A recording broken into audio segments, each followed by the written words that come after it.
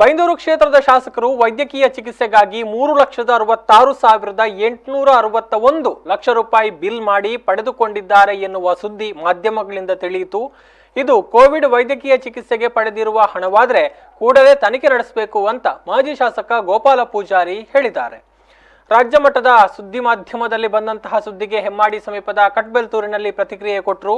ನನಗೆ ಗೊತ್ತಿರುವ ಹಾಗೆ ಬೈಂದೂರು ಶಾಸಕರಿಗೆ ಕೊರೋನಾ ಬಂದಿಲ್ಲ. ಮಾಧ್ಯಮಗಳಲ್ಲಿ ಬಂದಿರುವ ವಿಚಾರ ಸತ್ಯವೇ ಆಗಿದ್ರೆ ಅವರು ಎಲ್ಲಿ ತಪಾಸಣೆ ಮಾಡಿದ್ದು, ಚಿಕಿತ್ಸೆಗೆ ಎಲ್ಲಿ ದಾಖಲಾಗಿದ್ದು ಅನ್ನೋದನ್ನ ಜನರ ಮುಂದೆ ಬಹಿರಂಗಪಡಿಸಲಿ ಅಂತ ಒತ್ತಾಯಿಸಿದ್ದಾರೆ. ಬಹುಶಃ ನನಗಂತೂ ಗೊತ್ತಿಲ್ಲ ಅವರು ಯಾವಾಗ ಅಡ್ಮಿಟ್ ಆಗಿದ್ದಾರೆ, ಕೊರೋನಾ ತಪಾಸಣೆ ಎಲ್ಲಾಗಿದೆ ನನಗಂತೂ ಗೊತ್ತಿಲ್ಲ. ನನ್ನ ಕ್ಷೇತ್ರದ ಜನರಿಗೂ ಗೊತ್ತಿಲ್ಲ. ನಾನು ಸಹ ಕೊರೋನಾ ಆಗಿದೆ, ಮನೆಯಲ್ಲೇ ಇದ್ದು ಸರ್ಕಾರಿ ಆಸ್ಪತ್ರೆ ಕುಂದಾಪುರ ಸರ್ಕಾರಿ ಆಸ್ಪತ್ರೆಯಲ್ಲಿ ಚಿಕಿತ್ಸೆ ಪಡೆದು ಹೊರಗೆ ಬಂದಿದೆ.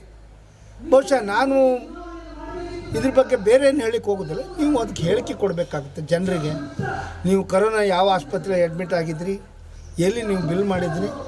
ಸಾರ್ವಜನಿಕ ಕ್ಷೇತ್ರದಲ್ಲಿ ಇರುವವರು ನಾವು ಬಿಳಿ ಹಾಳಿ ಅಂತಿರಬೇಕು.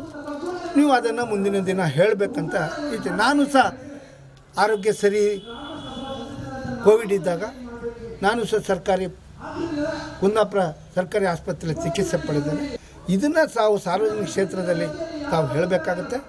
ಇದನ್ನು ಸಹ ಒಂದು ವೇಳೆ ಅದು ತಪ್ಪು ಹೌದಾದರೆ ತನಿಖೆ ಆಗಬೇಕು. ಅವರು ಆಸ್ಪತ್ರೆಗೆ ಅಡ್ಮಿಟ್ ಆಗದೆ ಹಣ ಡ್ರಾ ಆದಿದ್ದರೆ ಅದನ್ನು ಸರ್ಕಾರ ಕ್ರಮ ಕೈಗೊಳ್ಳಬೇಕು.